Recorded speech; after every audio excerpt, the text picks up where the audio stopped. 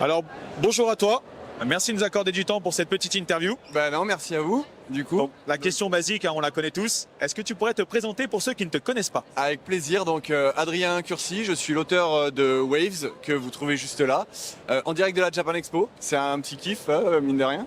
Waves qui est un shonen de sport, pour le coup, qu'on vient présenter ici, quoi. Voilà. Ça marche.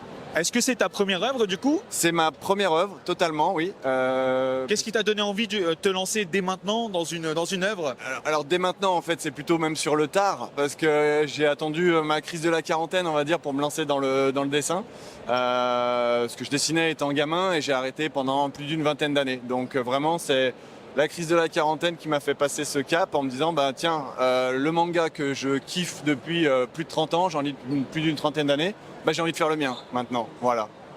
Finalement, l'idée de Wave, est-ce qu'elle a mûri avec les années ou tu t'es vraiment lancé dedans en disant à partir de maintenant, je veux faire une histoire et j'y travaille? C'est plutôt ça. C'est vraiment à partir de maintenant, je vais faire une histoire et je me suis embarqué sur le thème du surf parce que les shonen de sport me parlaient, que c'était un truc que je surkiffais depuis des années et que c'était un genre que j'affectionne particulièrement qui permet de vraiment se lâcher en fait visuellement au travers des métaphores, au travers de... Il y a ce côté non manichéen aussi, il n'y a pas les gentils, les méchants, il y a plus un côté dépassement de soi qui m'intéressait et voilà, c'est ce que j'ai voulu développer au travers de Waves, quoi.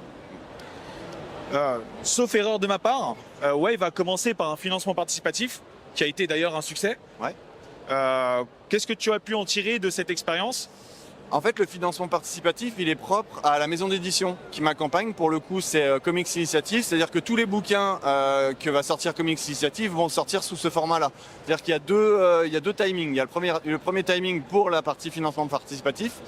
Et là, pour le coup, en fait, il a été mis à disposition de tous ceux qui ont soutenu dès le mois de décembre l'année dernière. Et la sortie officielle en librairie, c'est le deuxième effet qui se coule, on va dire, est arrivé au mois de mai de cette année, quoi, mai 2025. Mais c'est vraiment son fonctionnement pour prévalider la vie du bouquin et en fait faire en sorte que le bouquin soit pérenne dans la durée. C'est-à-dire qu'on sait qu'on va faire 3 tomes, il n'y aura pas de sujet en fait. On sait qu'on va aller jusqu'au bout parce que le financement nous le permet et parce que voilà, tout est inclus dedans et en fait le bouquin a 2 vies en fait en quelque sorte. Voilà.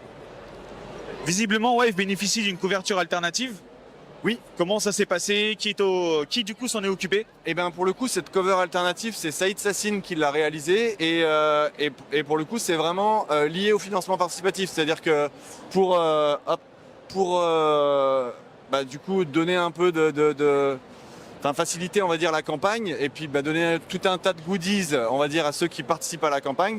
Et on amène 2-3 trucs en plus, quoi. Il y avait des t-shirts, il y avait des marque-pages, il y avait des cartes collector et il y avait pour le coup cette couverture alternative avec une jaquette aussi qui peut s'enlever et tout. Mais c'est vraiment lié à la campagne participative, quoi. Voilà, le bouquin en librairie, il sort comme ça, quoi. Voilà.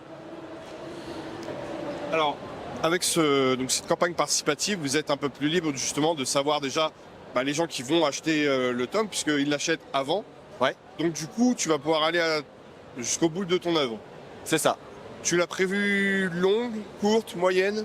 Non, je l'ai prévu en 3 tomes. C'est vraiment une volonté de ne pas m'éparpiller. Je suis pas parti. Alors même si ça reste un shonen de sport et que les shonen de sport, on a plutôt l'habitude de les voir s'étirer. Moi, j'avais vraiment la volonté de faire ça en 3 tomes parce que déjà il y a le fait que ce soit hyper chronophage et que c'est ma première œuvre, mais c'est surtout pas du tout mon job officiel. C'est-à-dire que en gros, je dessine la nuit et ça va me prendre déjà énormément de temps d'aller au bout de ces 3 tomes et mon histoire est écrite comme ça. Voilà. Et je veux surtout que ce soit un bouquin qui soit hyper rapide, hyper rythmé et qu'on s'ennuie jamais. Et pour le coup, voilà, en 3 tomes, je sais exactement où je vais, quoi. À aucun moment, j'ai prévu de m'éparpiller. Voilà. Alors, j'ai toujours d'autres questions en tête vis-à-vis de Wave, notamment pourquoi as-tu choisi de mettre en avant des héroïnes principalement dans ton œuvre? Alors, sachant que c'est souvent un shonen sportif, on a souvent tendance à vouloir s'orienter vers un garçon. Donc là, c'est un parti pris, j'imagine. Donc, non, parce que alors c'est vraiment un truc qu'on me demande souvent. On me dit on pense souvent que sur la cover que j'ai mis c'est une héroïne, mais pas du tout. C'est le héros du bouquin. Donc oui, on est dans le cliché du surfeur cheveux blonds et cheveux longs. Mais c'est un garçon pour le coup qui s'appelle Nate. Et voilà. Après, j'ai voulu aussi mettre en place un personnage féminin très fort qui apparaît assez rapidement dans le bouquin. Et c'est elle qui va un peu driver toute l'aventure. Donc oui, il y a un personnage féminin fort. Et en fait, c'est pareil. Là, pour le coup, c'est mon petit plaisir à moi. C'est-à-dire que le héros s'appelle Nate parce que mon fils s'appelle Nathan. Et l'héroïne s'appelle Chloé parce que ma fille s'appelle Loé. Et du coup, voilà, j'ai vraiment voulu faire en sorte que... Alors il y a 3 persos principaux en vérité, mais que ces 2 personnages-là soient vraiment travaillés et je voulais aussi que les persos, entre eux, il y ait des interactions. Je suis persuadé qu'un bon manga, je me lâche pas là-dessus pour prétendre avoir fait un bon manga, j'en suis pas là et tout. Enfin j'espère en tout cas. Mais je suis persuadé que ça passe par les interactions entre les personnages et j'ai vraiment essayé de travailler ça et de travailler le fait qu'ils soient attachants et qu'on ait envie de faire l'aventure avec eux, quoi. Voilà. Donc, le manga et être mangaka, comme tu nous as dit, c'est appris sur le tard. Ouais. Et tu as eu donc une vie avant. Est-ce que tu penses que d'avoir une vie avant, ça t'a aidé à créer ton œuvre? Peut-être, mais je pense que cette vie avant, c'est surtout en fait tout ce que j'ai bouffé en manga depuis des années. Mais vraiment, je dis pas, j'ai jamais pris de cours de dessin, jamais pris de cours de compo, de storyboard ou quoi que ce soit, mais j'en ai tellement mangé que y a plein de choses qui me semblaient plutôt fluides en fait dans le fait de raconter cette histoire. Alors il y a plein d'erreurs de débutants sans doute, mais j'avais des facilités, on va dire, avec tout ce que j'avais pu, tous les mangas dont j'avais pu m'abreuver, on va dire, depuis toutes ces années, quoi. Voilà.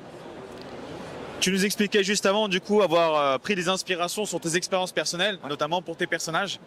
Est-ce qu'il en va de même pour la partie surf? Alors, si je me suis inspiré de ma vraie expérience de surf, le manga serait catastrophique en termes de côté épique, on va dire. C'est-à-dire que moi, je surfe vraiment en tant qu'amateur total.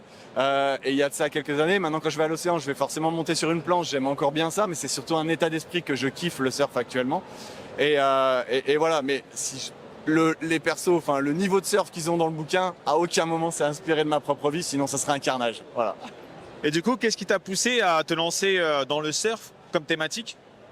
Alors c'est très opportuniste, c'est-à-dire qu'il n'y avait pas de manga de surf qui existait, donc voilà, quand je me dis tiens je fais quoi dans le manga de sport, le surf, parce que j'aime ça, et en même temps il n'y en a pas d'autres, voilà. Et je cite aussi souvent cet exemple-là, je déteste dessiner des perspectives, des bâtiments, et tout ça, ça me gonfle, et en plus de ça je suis nul là-dessus, alors que dessiner des palmiers, des plages et des vagues, j'ai absolument pas besoin de tout ça, et je prends un pied monstrueux à faire ça, quoi. Voilà. Donc tu nous disais que tu avais bouffé du manga. Du coup, quelles ont été tes inspirations pour créer ton style de dessin? J'en cite souvent plusieurs, parce que dans le shonen de sport, je vais citer High Shield 21, qui est pour moi la référence absolue du manga de sport. Et en termes d'humour, en termes d'action, en termes de développement des persos et tout ça, je trouve que c'est une œuvre juste imparable et incroyable. Donc je le cite souvent en numéro 1. Après dans le style graphique, énormément de My Hero Academia. Je trouve que son trait du premier tome jusqu'au 42e, c'est juste incroyable. Donc ça fait partie de mes bibles, on va dire, de référence.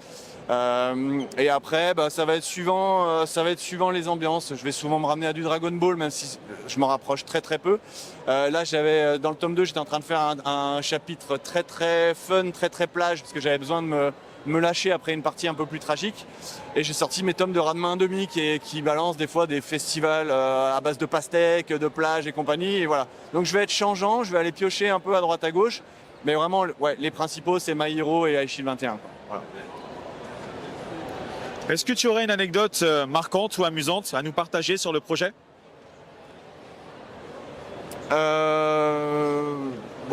Peut-être plus, mais ça peut partir loin avec toutes les négos qu'il y avait eu avec les éditeurs, les différents éditeurs et tout ça.